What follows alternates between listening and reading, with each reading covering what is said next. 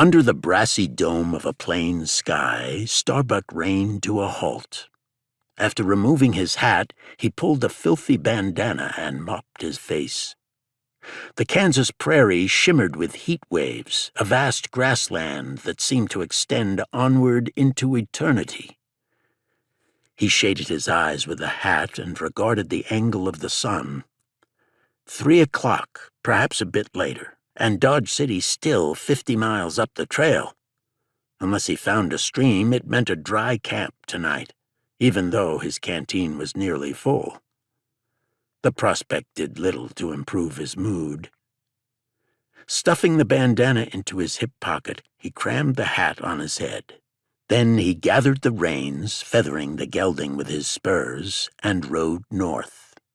Behind him lay a week's hard riding, and the deep conviction he'd wasted the past month on a wild goose chase.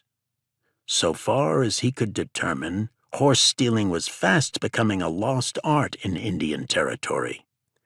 Even the Comanches, once considered the supreme horse thieves of all the Plains tribes, were content with government handouts and the idleness of reservation life. It was a sorry state of affairs, and for a tyro manhunter, downright discouraging. Shortly before dawn that morning, he had left Fort Supply.